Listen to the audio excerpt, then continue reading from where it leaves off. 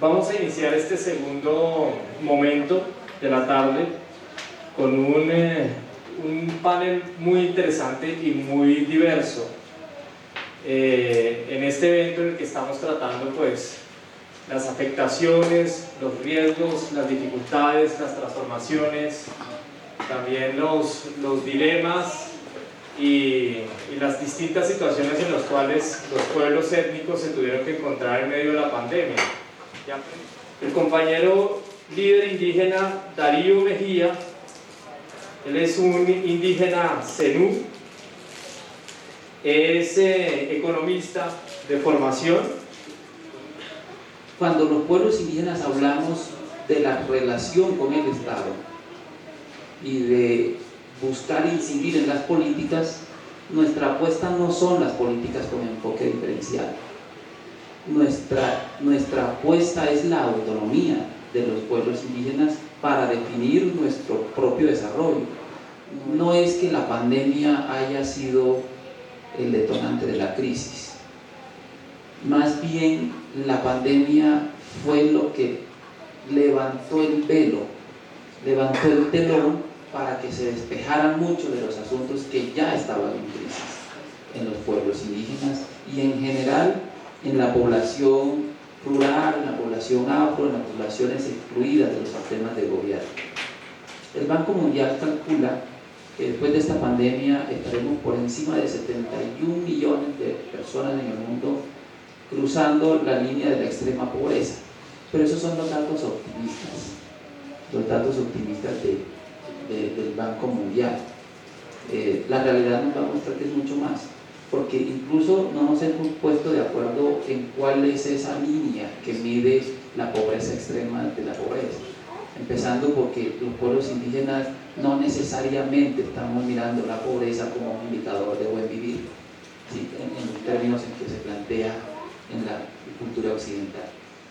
Pero digamos que se avanzó en la descentralización y eso implica que poco a poco se fue avanzando en políticas con enfoques territoriales. Una política para alguna zona del país se implementa de manera distinta a otra zona del país, indistintamente de su población. Ese era un avance democrático muy importante que incorporaba en las constituciones políticas. Lo otro son las políticas justamente con enfoque diferencial, ya se llame enfoque de género, enfoque étnico, enfoque rural. Digamos que los enfoques transversales como criterios para definir políticas públicas también era un avance muy importante. Recientemente, mucho más avanzado por las dinámicas de manifestaciones, las protestas, y este también era un avance muy importante. De alguna manera también se había avanzado en mecanismos de ejecución presupuestal diferenciales. Yo creo que mal o bien, pero allí los estados habían logrado avanzar de manera importante. ¿Por qué digo esto? Porque cuando entra la pandemia y lo primero a lo que recurren los estados, los gobiernos, es a la adopción de estados de excepción, de mecanismos excepcionales para administrar todo el país. Esto es lo primero que se va al traste. Estos logros que había avanzado el movimiento social, el movimiento rural, todo de tajo se corta. Se cortan las políticas con enfoque territorial, se corta la posibilidad de participar de las autoridades indígenas, campesinas, afro, en cualquier definición de las más de 150 leyes, decretos que pide el presidente de la República. En ninguna participó. Y el tema de la descentralización desaparece, porque todo el poder político lo asume la nación, lo asume el poder ejecutivo. Lo que tenemos es unas dictaduras de facto y el desmonte de la democracia como excusa tener la pandemia. Y cuando tenemos unas dictaduras de facto durante la pandemia, quienes teníamos la posibilidad de manifestarnos, de protestar, pues también teníamos la frontera, la imposibilidad de hacerlo por las medidas sanitarias. Pero una de las cosas que sucedió es que la mayoría de personas que perdieron la vida en los pueblos indígenas fueron los ancianos, fueron los mayores. Y esto no es lo mismo pensarlo en pueblos indígenas que en la sociedad occidental, donde el anciano, donde el mayor lo mandan para un internado, para un pensionato, punto. En los pueblos indígenas el rol de los mayores, de los ancianos, es totalmente distinto. Tiene cuando menos 3 grandes funciones fundamentales para la pervivencia de los pueblos. La primera función que tienen los ancianos en nuestros pueblos es la transmisión del conocimiento de los saberes de generación en generación. Por lo tanto, es la garantía de pervivencia de los pueblos en su diferencia con el resto de la población. Lo segundo que tienen los ancianos en nuestros territorios es la capacidad para regular los conflictos internos, porque son a quienes le escuchan su consejo, a quienes en un momento determinado dan la cara, responden por los asuntos de las familias, etc. Y este papel es fundamental: disminuir la tensión y los conflictos graves al interior de los pueblos indígenas, incluso conflictos políticos. Y la tercera función grande de los ancianos es justamente la representatividad y la vocería hacia afuera, de interlocutar con el otro, con el gobierno, ¿sí? Y al ser los ancianos los mayormente golpeados y invisibilizados, pues los efectos sobre los pueblos indígenas no se pueden medir solamente con efectos de la sumatoria de individuos, o efectos sanitarios o efectos epidemiológicos. No se pueden medir de ese nivel. Tiene que medirse, incluso ni siquiera se puede medir en 1 año, en 2 años, ni en 1 década. Se tiene que pensar a mucho más largo plazo cuál es el nivel de impacto en la pervivencia de los pueblos indígenas que se ha generado a partir de esta situación. Una de las cosas que al interior de los gobiernos, de los estados, sufrió mucho durante la pandemia son las instituciones de justicia, incluyendo las instituciones de la justicia ambiental, sobre todo, porque de las luchas más importantes que tenemos los pueblos indígenas es la protección y defensa del territorio, y contábamos con aliados en defensorías, en jueces. De alguna manera se podían interponer acciones jurídicas para la defensa territorial. No es que la pandemia en sí misma haya provocado todas estas afectaciones, sino la manera como los gobiernos administraron o tomaron las medidas para la pandemia aumenta la vulnerabilidad de los pueblos indígenas, de los sujetos colectivos, los sujetos de derechos, empobrecidos antes, durante y posterior a la pandemia. Al doctor Fernando Herrera. Él es el coordinador de la línea de paz y reconciliación e integrante de la línea de acciones jurídicas de la comunidad de juristas Acuba Daura. Estos espacios permiten mirar los fenómenos desde diferentes ópticas y mirar también los lenguajes desde otras miradas. No todos los investigadores compartimos la idea de que aquí deberíamos hablar de reactivación económica, porque cuando usted habla de reactivación está dando a entender que algo se desactivó y posiblemente nunca se desactivó, y algunos hablan más de normalización económica. A veces los lenguajes, o muchas veces los lenguajes generan, transforman realidades, transforman imaginarios, hacen daño, y eso creo que a los grandes pueblos ancestrales, ¿sí? Entonces, si hablamos de reactivación económica o de normalización económica, cuando usted dice que reactiva, es como cuando usted dice, voy a abrir la puerta, se asume que la puerta estuvo cerrada. Y si usted dice que va a haber reactivación económica es porque la economía se detuvo. Las grandes agendas industriales, empresariales y económicas globales, nacionales, regionales se detuvieron y ahorita estamos esperando que vuelvan a activarse. Y posiblemente en el marco de esta pandemia, de estos 2 años de pandemia global, nunca se detuvieron. Entonces hablaríamos de reactivación o normalización económica y es parte de la conversa. Nosotros estuvimos muchas en cuarentena.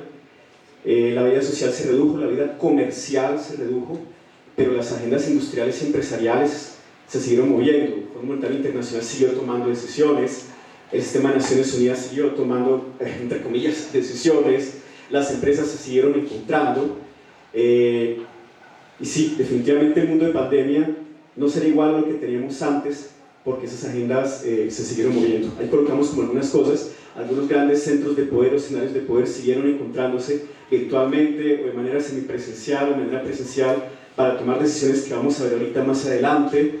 Algunas instituciones públicas nacionales siguieron tomando decisiones, como lo vamos a ver, la Agencia Nacional de Minería, la Agencia Nacional de Hidrocarburos, la Agencia Nacional de Infraestructura, la Agencia Nacional de Tierras siguió tomando decisiones y algunos gremios siguieron tomando decisiones. La ANDI se reunió ahorita, ha tenido 2 congresos nacionales donde han tomado decisiones en materia de aguas que nosotros no conocíamos, ya lo vamos a ver.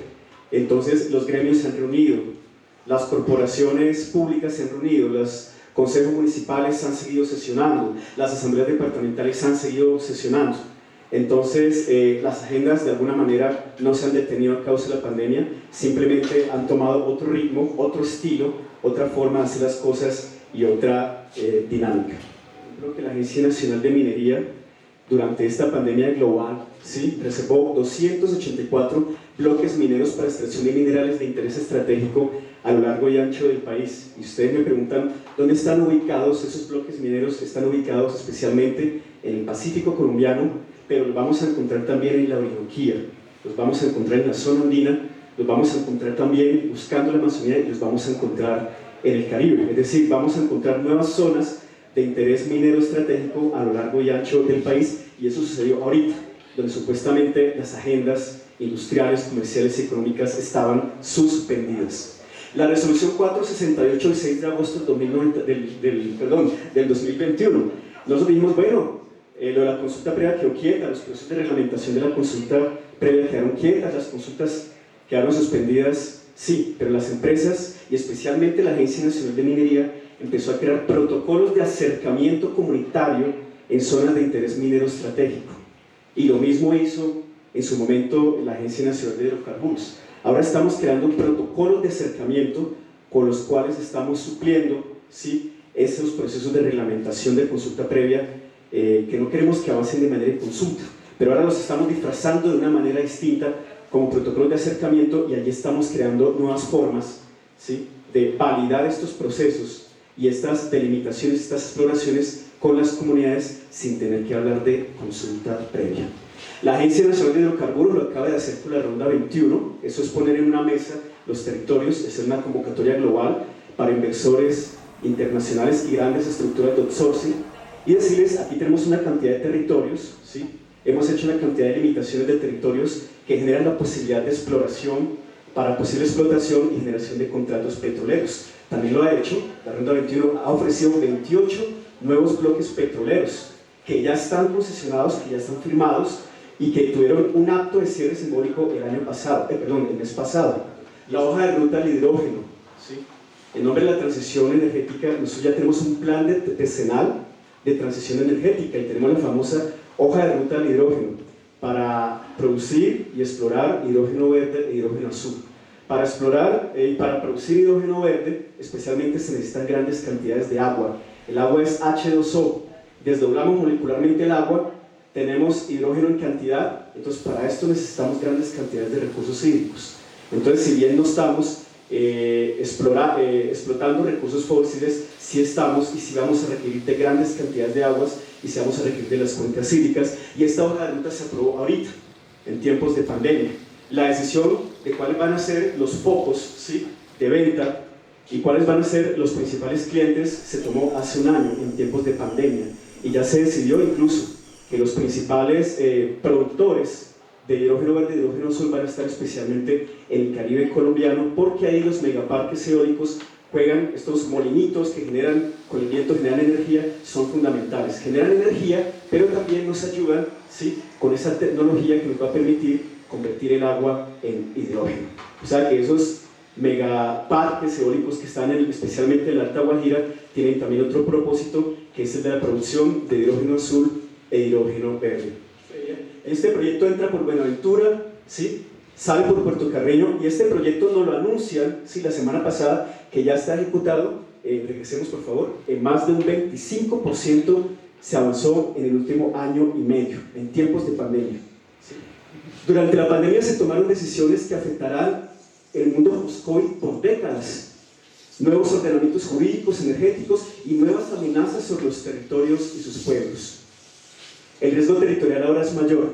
Se atenderá contra estos bajo un discurso de defensa de la vida. Ahora es fácil encontrar que hablamos de planes verdes, verde, responsabilidad azul, ecoverde, industrias verdes.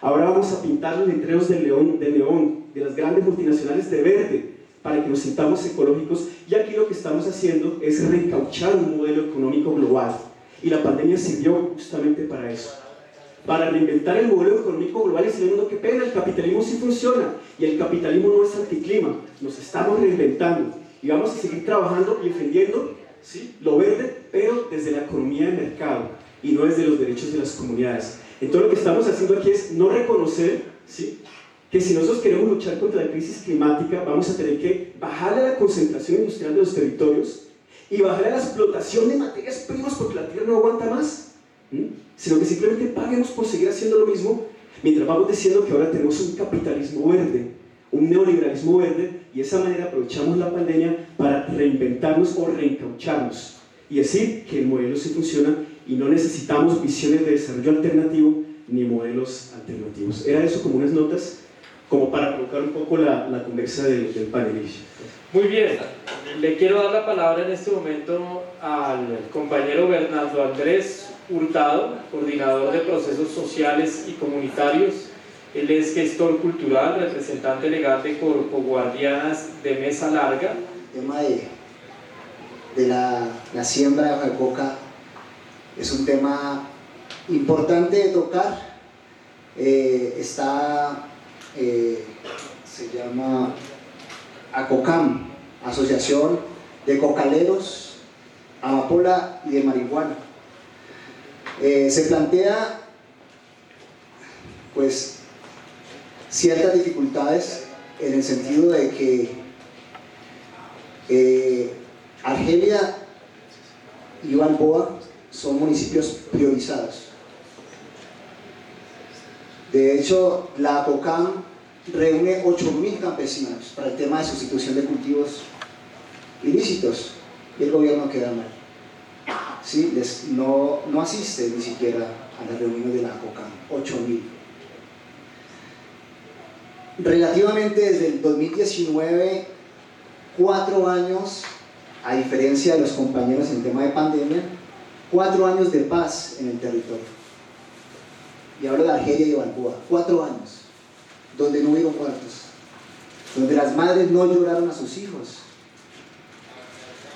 Y el año pasado, en marzo, entra el primer grupo de disidencias y se recrudece otra vez el conflicto. En este momento hay 4 grupos.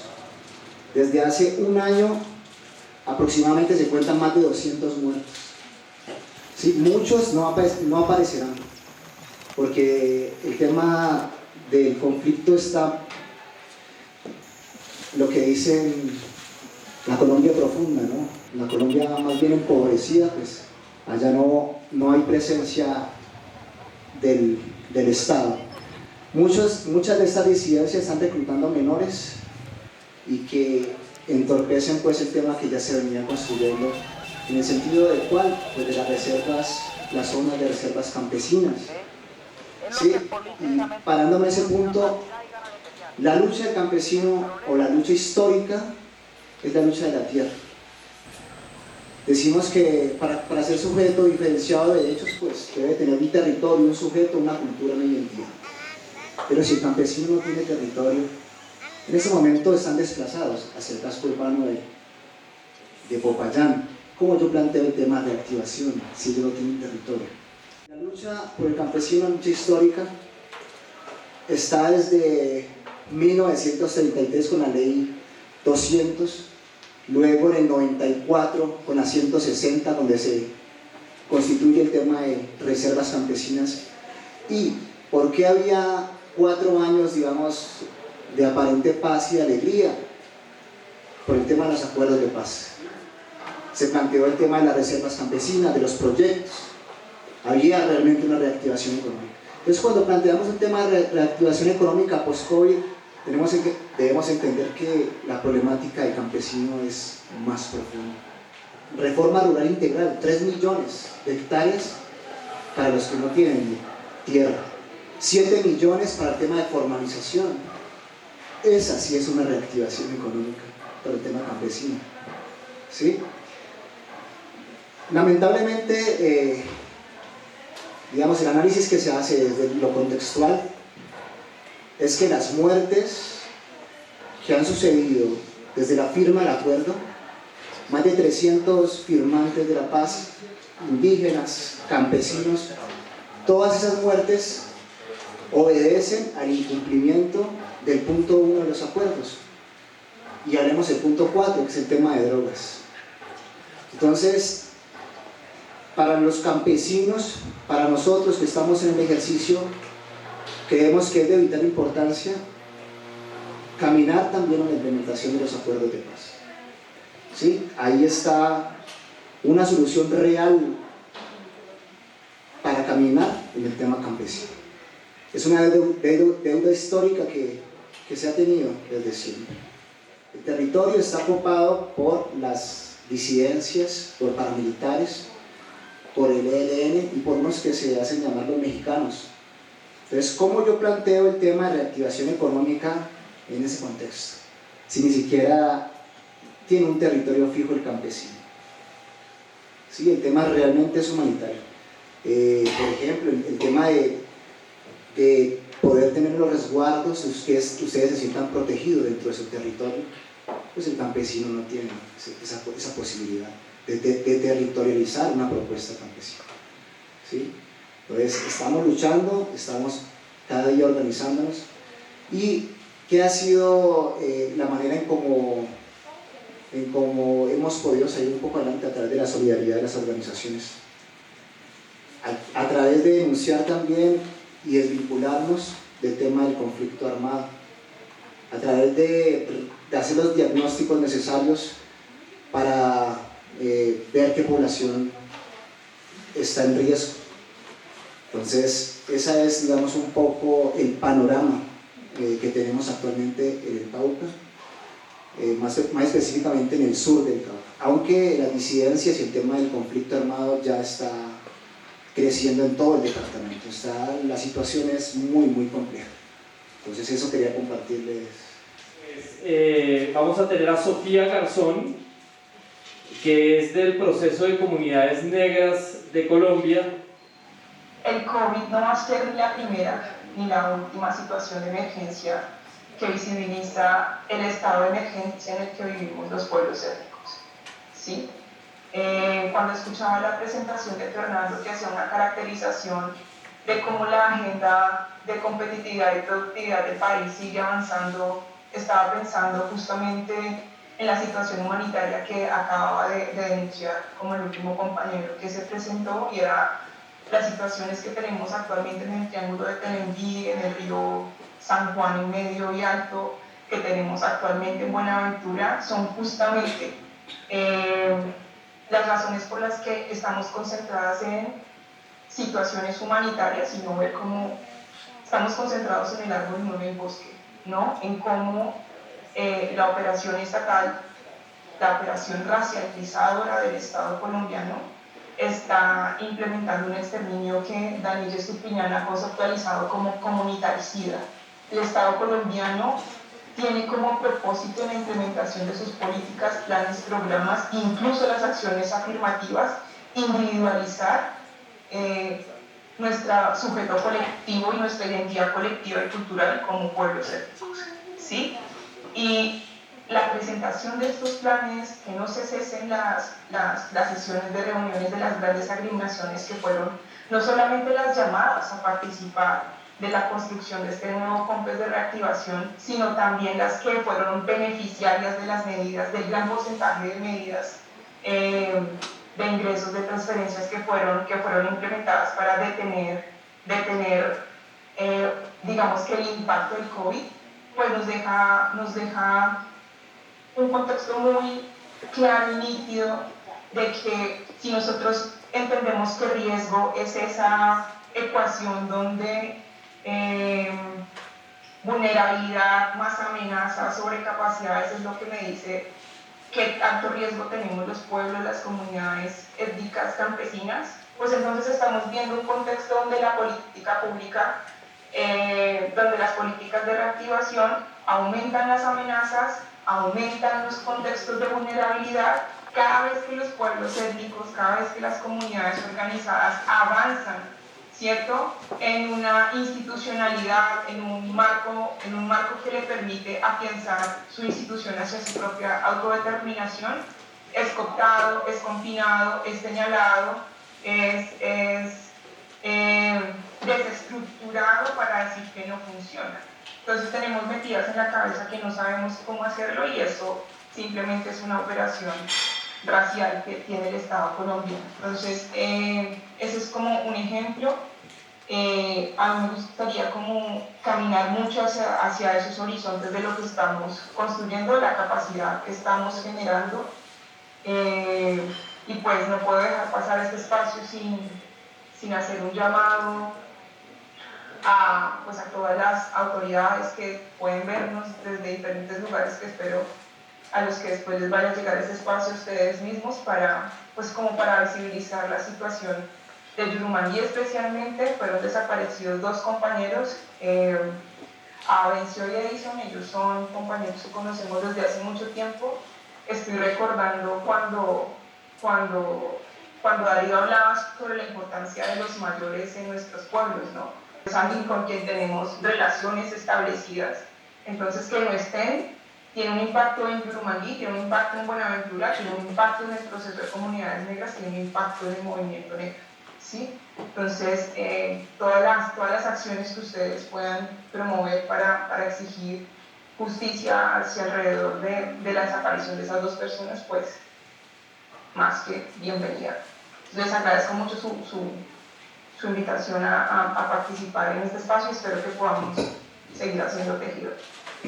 Oscar, el mayor Oscar, es administrador ambiental, Taita, exgobernador del Cabildo Inga de Bogotá, consejero de gobernabilidad de la Entidad Nacional del Pueblo Inga de Colombia, AUAI, es uno de los creadores de la política pública indígena en Bogotá y de los creadores del Consejo Consultivo y de Concertación del Decreto 612 de 2015. Definitivamente, para hablar sobre el tema, Bogotá ha sido duro, porque al menos uno en el territorio tiene la chagra, tiene la gallinita, el cuisito, la vaquita que da leche. Aquí en Bogotá, muchas veces los vecinos a uno no lo saludan por miedo. Así que así pasamos los 2 años de pandemia, ayudándonos, gestionando, dándonos la pela porque nos íbamos a tomar la alcaldía si no nos daban alimentos. En eso el programa de seguridad alimentaria, la acción, nosotros les damos a los indígenas 832 mercados mensuales y los contratamos a través de contrato interadministrativo. Eso nos sirvió para amortizar, no fue suficiente, porque si se dan cuenta somos 18.000, nos tocaba dividir internamente para llegar a la gente. Fue duro. ¿Cómo se llama eso? Prohibida la salida en cuarentena. Así salían los paisanos a trabajar. Porque uno por hambre, por los hijos, sí, tiene que darse la pena. Dicho eso, quisiera darle la palabra en este momento al mayor Delmer Rodrigo Rivera, que pues, nos acompaña directamente desde el Consejo Regional Indígena del Cauca, del CRIC. Yo soy mayor, soy un compañero más, y pues por respeto a los niños mayores, ¿no? Y aquí cuáles serían las propuestas o qué proponemos nosotros es, uno, seguir fortaleciendo nuestra economía, nosotros ¿qué estamos haciendo? Las economías propias, todos los emprendimientos, ya las empresas, emprendimientos, hay que fortalecerlos, y pues tanto en la parte política, pero tanto en la parte jurídica, porque digo, el gobierno siempre nos va a querer no vale, porque eso va en contraste con la política que ellos imponen. Entonces, y seguir nuestros espacios con minas económicas, minas de pensamiento, y en última, pues también con las mismas movilizaciones, porque no hay otra forma que nos escuchen. y darle la palabra a la directora de Acubaura, a Marcela Tobón Yagarí, para que cierre el espacio. Muchísimas gracias.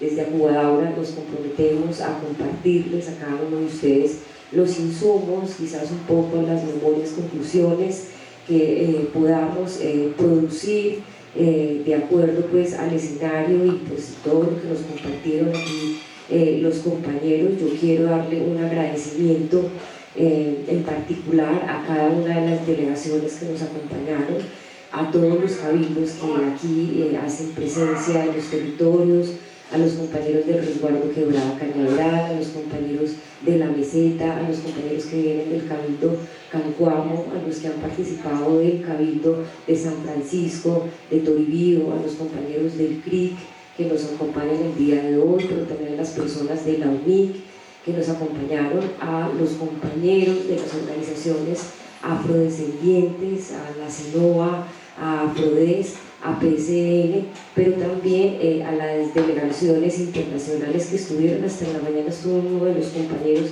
ecuatorianos, a las autoridades y compañeros del resguardo de Huambía, a los compañeros de Chidima y Pescadito y a los compañeros de Carmataruga y las personas que nos acompañaron también de los cabildos urbanos. También agradecerle a Janet, que ha sido una compañera abogada indígena del pueblo Inga, que ha caminado los procesos organizativos de UNIC, pero que en este momento también anda en un proceso reivindicativo, viviendo desde el territorio y acompañándonos en los procesos que lleva Acubaura hace un poco de años frente a este tipo de temas. Creo que ha sido extensa la jornada, creo que estamos también cansados. Agradecerles, desearles los mejores deseos de retorno a sus territorios y esperemos que este tipo de espacios nos permita a nosotros llevar insumos a nuestras comunidades, a nuestras organizaciones, que nos permita analizar, reflexionar, pero también nos permita hacer seguimiento a este tipo de temas y que en el camino nos volvamos a encontrar para compartir esas experiencias y esas luchas que venimos realizando desde nuestro quehacer. A todo el equipo también de Acubaura quiero agradecerles, a los comunicadores, a Fernando, que ha sido tan juicioso también en esa revisión normativa de lo que ha venido aconteciendo sobre estos temas, a Flor Nancy, que ha sido la persona que nos ha estado apoyando en la organización de este espacio, a Ilish también, que ha venido en un trabajo de estos 2 días, a las comunicadoras, a las personas de la parte administrativa, al Che, que nos está acompañando también en todo lo que tiene que ser la grabación y poder generar también como los materiales y piezas comunicativas que queremos también difundir una vez podamos revisar y producir qué contenidos son valiosos también para difundir y que este tipo de análisis no solamente se quede con nosotros, sino que pueda tener ese impacto que nosotros queremos frente a los análisis que hemos generado. No siendo más, les agradezco a cada uno de ustedes, Araqueras, Mamuquera, Muarea Lima, Machuma, Urabara, Mabay, Hambaya, muchas gracias.